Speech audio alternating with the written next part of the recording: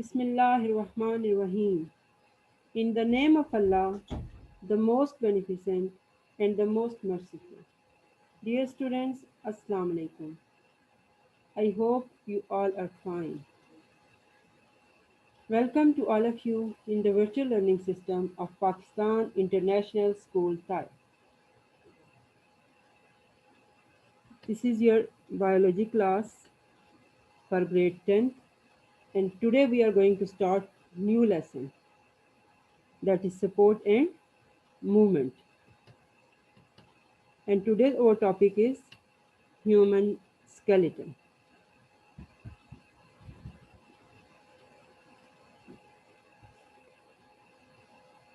Our chapter name is support and movement. First of all, I want to tell you about support. What is a support and why we need support? Suppose if in our body or in your body skeleton is absent, then we can't stand upright, and also we can't move. That's why to keep our body intact and also for moving purpose, we need skeleton. Is it clear? Why we need skeleton? To stand upright and to keep our body intact, and also for moving purpose, we need skeleton. That's why every part of our body is interconnected, linked with another part of the body. That's as a one unit. Okay, every part of our body is interconnected, linked with another part of the body as a one unit, as a one body. That's why we can move. Okay, so what is a movement? What is a movement? We can say that movement is a general term that the act of changing position or place. Okay, the act of changing position or place. We can change our position and also we can change place. But how? Now there are two types of movement. One is movement and another is called locomotion. Another is called locomotion. Now what happened in the movement?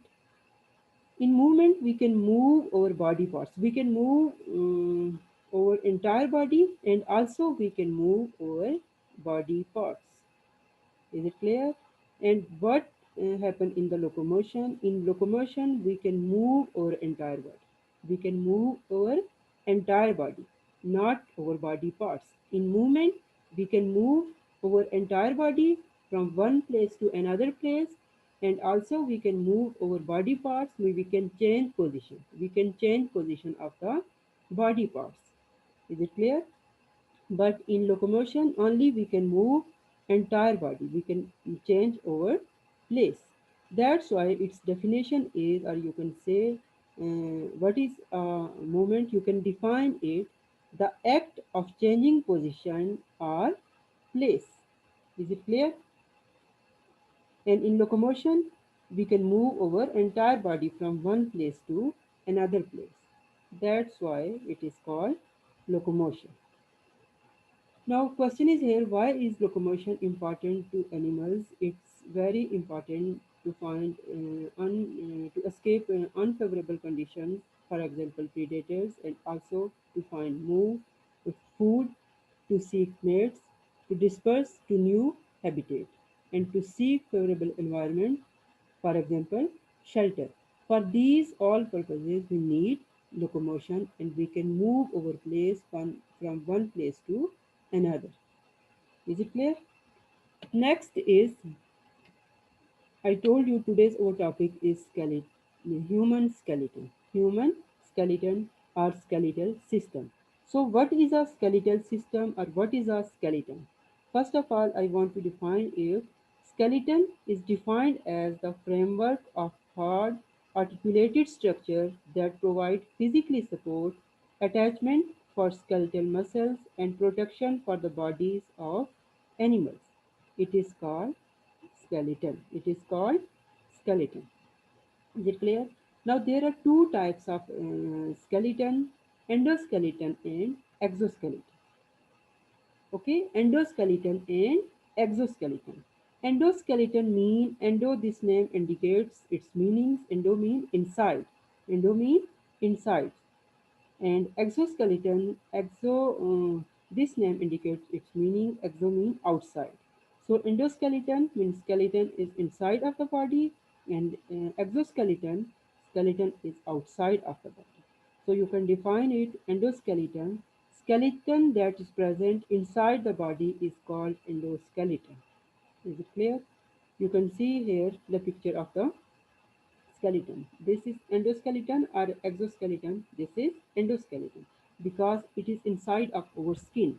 It is inside of our skin. Now, what is exoskeleton? Exoskeleton is present outside the body. For example, all invertebrates. For example, in all invertebrates have exoskeleton. And what are the invertebrates? Invertebrates are those animals which don't have backbone. Which don't have backbone. For example, arthropods. For example, arthropods. Now, what is the meaning of arthropods? Mean which type of animals are these? Arthro mean arthrus. Arthro mean arthrus, and arthrus mean joints. Okay, and pods mean legs or feet. So these are the arthropods. Mean, for example, you can say segmented animal like insects. Okay, so exoskeleton is found in all type of invertebrates animals. Is it clear? And endoskeleton, it is present in all vertebrates. For example, human beings, we all are also vertebrates, and vertebrates are those animals which have backbone. Is it clear? And in these vertebrates, skeleton is present inside of the body. Okay, this is about the skeleton. And how it is made up of. Skeleton, it is made up of bones and also cartilage.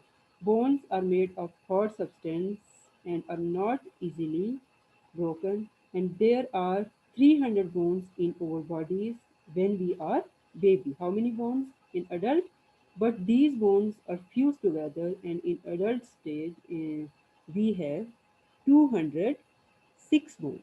Is it clear? In newborn babies there are 300 bones, but with the passage of time, or when they are going to stage adult stage, then their bones merge together, and number of bones left 206. Okay, so in adult, how many bones? There are 206 bones in the adult. Is it clear? Next is, what is the function of the skeletal system? You can say role of the skeletal system, or what is the function of the skeletal system. The major function of the skeletal system is protection, support, assistance in movement, mineral homeostasis, blood cell production, triglyceride storage. These all are functions of skeletal system. Is it clear? For example, skull, how it protects us. Skull of our skull bone, it protects our brain, and vertebral column protects our spinal cord, and ribs protect most of our other internal organs. So its function is mainly, you can say, major function is support, protection, and some other functions are assistant in movement, minerals homeostasis, blood cell production, and triglyceride storage. Suppose if we don't have skeleton, then we can't move. We can't move, and also we can't stand upright. So skeletal system, or a human skeleton, is very very important for us. Okay, students. Now I told you skeleton, it is made up of bone and cartilage. It is made up of bone and cartilage. Now first of all, I want to tell you about cartilage, then I will explain bone, then I will explain bone. So what is a cartilage? What is its definition? It is a non-vascular structural material found in various parts of the body and forms most of the skeleton in infants. Okay, and after that replaced by bone through ossification during the maturing process. So you can define it. What is a cartilage? Cartilage is a dense, clear, blue-white, firm connective tissue and this cartilage is not strong as like bone. You can say cartilage is less strong than the bone. So what is the composition of cartilage? How it is made up of? Cartilage, it is made up of cells, and these cells are called chondrocytes. These cells are called chondrocytes. Okay, and where these cells are present, or what is the location of chondrocytes? Chondrocytes lies in a fluid space called lacuna, and that lacuna present in the matrix of cartilage. Inshallah, you will see in next topic in types of cartilage. You will see the diagram. You will see the structure of these cells. Okay, and also in cartilage there is one protein is present that is called collagen fiber. That is called collagen fiber. Now, what is a collagen? Collagen is a protein and it is a major component of connective tissue. It is a major component of connective tissue, and its function is to giving strength and flexibility to the cartilage. Is it clear? Now we will see types of cartilage. There are three types of cartilage. Number one is hyaline cartilage, elastic cartilage, and fibrocartilage, and also you can say fibrous cartilage. Now, first one, hyaline cartilage. What about the hyaline cartilage? This is the most common form, and the matrix contains matrix means fluid. Okay, type two as the principal collagen type. Which one? Why we say principal collagen type? Because major part of the cartilage is made up of these fibers. These are called collagen fiber, and this is protein. This is the protein. Next is elastic cartilage, and then third is fibro cartilage. Now, first one you can see here hyaline cartilage. First one is a hyaline cartilage. You can see here cells of the cartilage. Cells of the cartilage, these are called chondrocytes. These are called chondrocytes because I told you what is the composition of cartilage. Its major composition, or it's made up of cells. These cells are called chondrocytes, and there are two types of cells. You can see young cell and mature cells. Young chondrocytes and also mature chondrocytes. Okay, so hyaline cartilage, how is its structure? It's strong and also flexible. Strong and flexible. Mm, how and why it is flexible? Due to the presence of collagen fiber. Due to the presence of collagen fiber. Okay, and where it is located? What is the location of hyaline cartilage? It is present at the end of long bone. It is present at the end of long bone, and also it is present in all parts of our respiratory tract, that is nose, larynx, trachea, bronchi, and bronchioles. Is it clear? Now number two is elastic cartilage. Number two is elastic cartilage, and this cartilage is similar structure as like the hyaline cartilage, because collagen fibers are also present in this elastic cartilage, but in addition to collagen fiber there are other elastic fibers are present. Okay, and due to these elastic fibers it increase its flexibility, elasticity. Okay, due to the presence of elastic fibers, these elastic fibers increase its flexibility. Is it clear? You can see major part of the elastic cartilage, chondrocytes in lacuna, and also elastic fiber. Okay, and these three types are major based on the fibrogen, collagen fiber. Okay, based on the collagen fiber. Is it clear? Now you can see here description similar to hyaline cartilage but more elastic fibers in matrix. Matrix is a fluid, you can see here. Okay, and its function is maintain the shape of a structure while allowing great flexibility. Why its flexibility? Due to its elastic fiber. And what is the location of elastic cartilage? It is located in the external ear, that is called pinna, and also you can see here pinna. Okay, the bone of the pinna, it is made up of cartilage, and which type of cartilage? That is called elastic cartilage. Is it clear? And second is epiglottis. Second is epiglottis. Now, what is epiglottis? Which part of the body is epiglottis? It is present on the top of the trachea. There is a glottis, and on the opening of glottis, there is a flap of tissues that is called epiglottis. That is called epiglottis. Okay. Now, next number three type of the cartilage is fibrous cartilage. Third type of cartilage is fibrous cartilage, and this is very tough and less flexible. This is very tough and less flexible. Why it is very tough and less flexible? Due to the presence of collagen fibers. Due to the presence of collagen fibers, because collagen fibers, number of collagen fibers is too much. You can say thick collagen fiber present in fibrous cartilage. In which form? In knitted form. In knitted form. Okay. So where it is found? Where it is located? It is found in intervertebral discs. It is found in intervertebral discs, and also you can see in this picture. In this picture, only collagen fibers are present. So here is no any other part. These all are collagen fibers, and these collagen fibers are connected with each other in which form? In knitted form. In knitted form.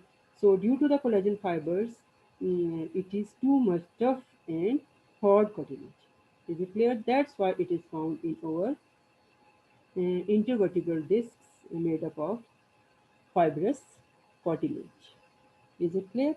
Now next is about bone. Next is about bone. I told you our human skeleton, it is made up of bone and cartilage. It is made up of bone and cartilage. So what about the bone? Bone is the hardest connective tissue in our body. Bone is the hardest. I mean, it is too much hard connective tissue, not same like cartilage. I told you cartilage is also made up of connective tissue, but it is less strong than the bone. So bone is the hardest connective tissues in our body, and bones not only move, support, and protect the various parts of body, but also produce red and white blood cells.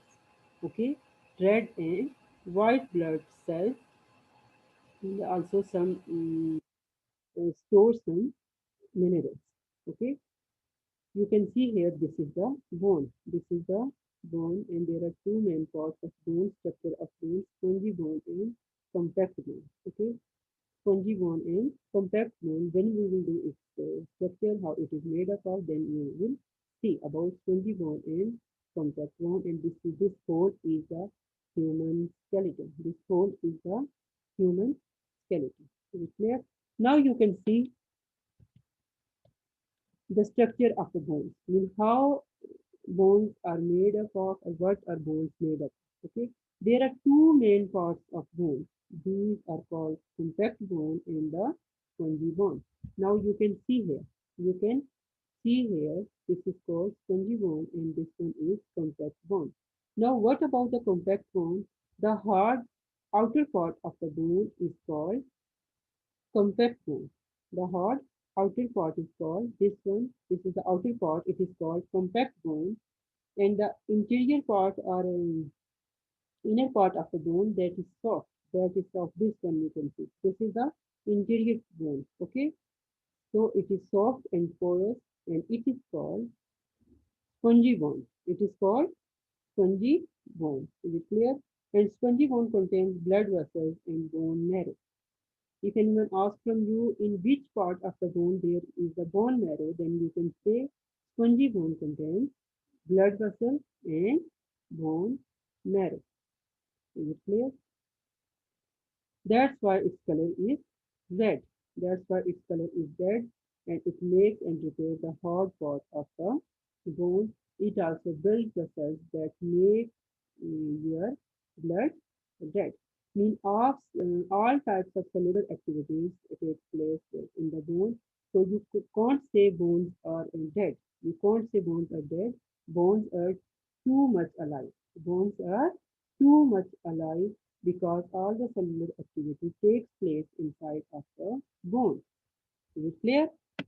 Now next is composition of bone. The composition of bones.